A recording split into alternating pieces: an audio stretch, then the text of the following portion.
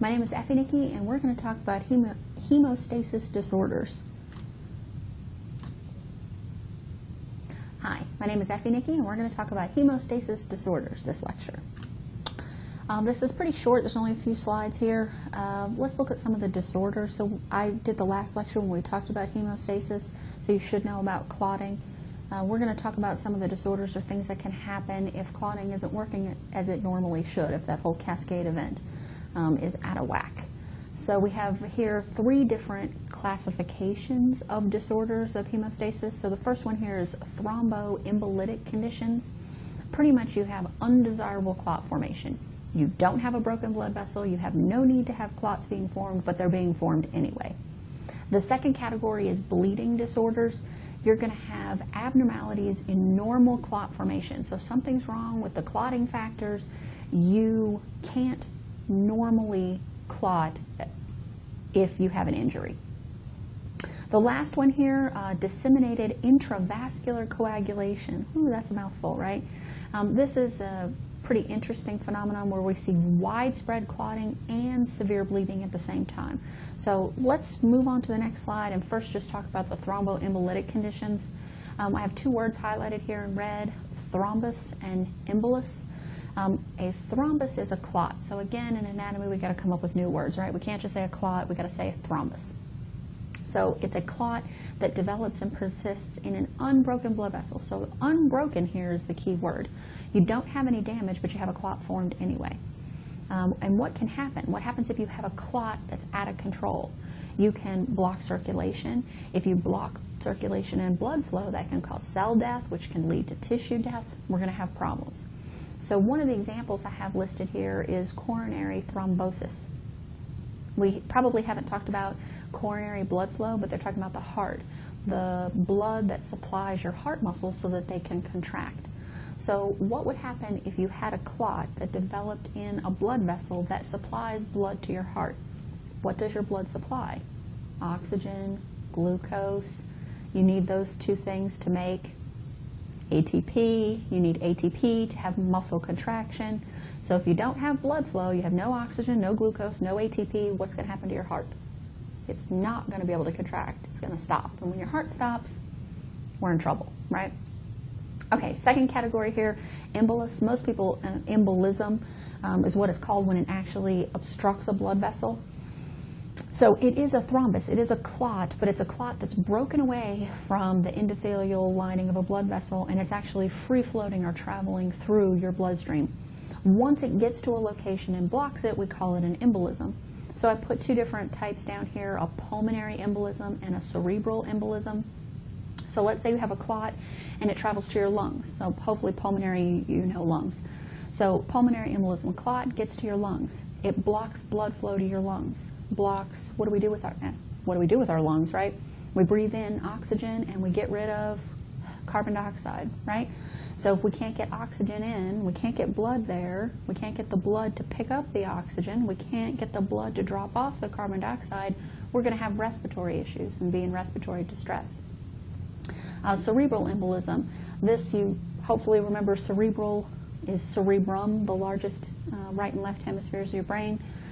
What happens if you have a embolism in an artery that supplies blood to your brain?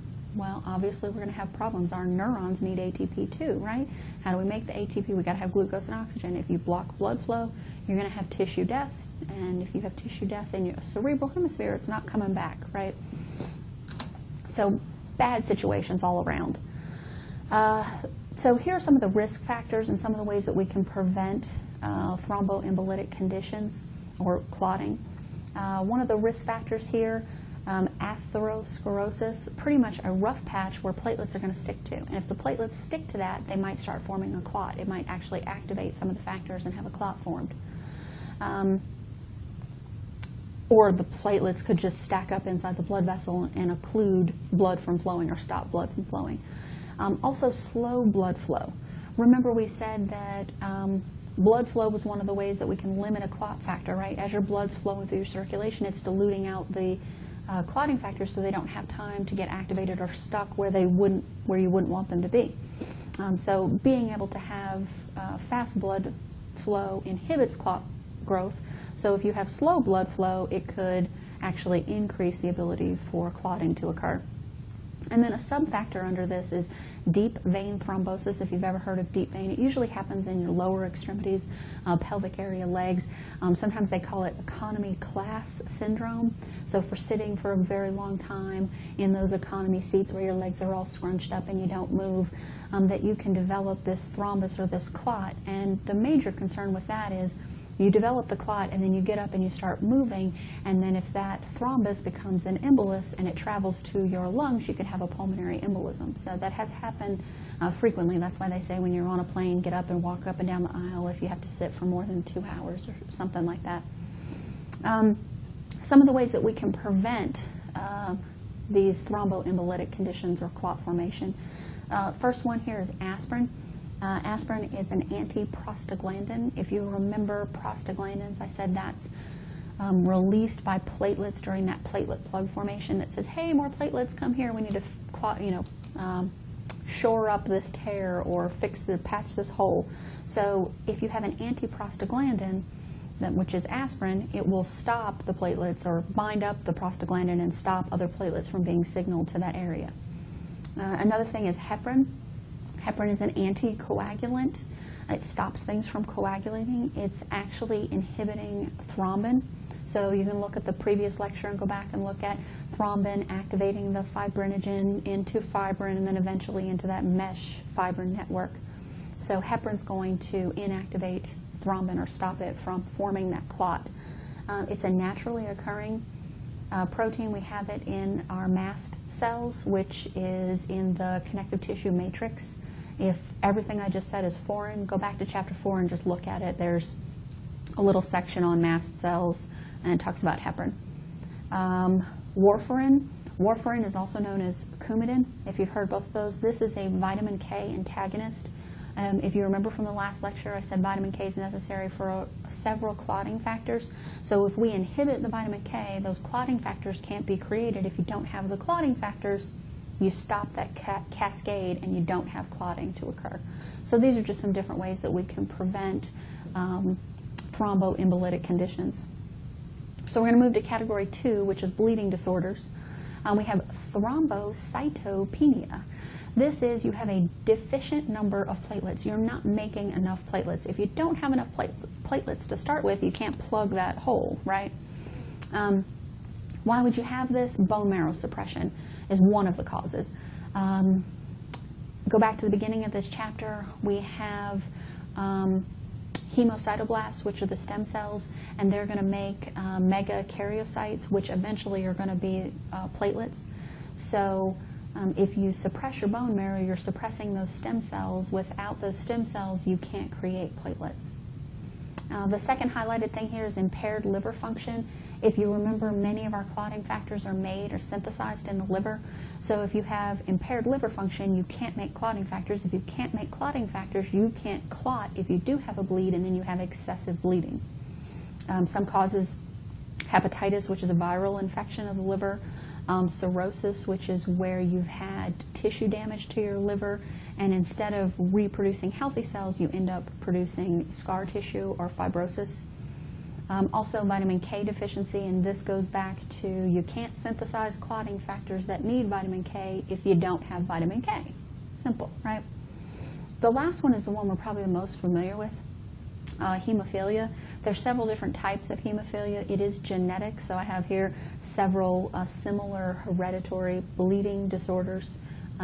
This is also, so I said genetic component as well as hereditary. You're missing or deficient in some clotting factor. And I just want to make sure that we understand. Oh, pen doesn't do what I want it to do. There we go. We have a gene. Gene is in your DNA. This makes a protein. So when I say genetic, here's the gene for, I'm just going to make up factor 11. If you don't have the gene, you don't make factor 11. If you don't make factor 11, the cascade stops and you don't have clotting, so therefore you have excessive bleeding if you have any trauma. And remember, I said we have tiny little minor traumas all the time, right? Your capillaries are constantly being damaged a little bit, so you have to have the ability to clot those. So people with hemophilia, the slightest little injury can cause excessive bleeding and even result in death. Let's see if we can talk about this last one and be finished. This is the disseminated intravascular coagulation.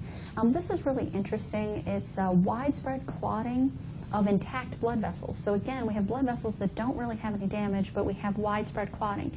And then because we have clotting happening all over the place, we also will have severe bleeding in other areas because all the clotting factors are tied up, clotting all these other areas.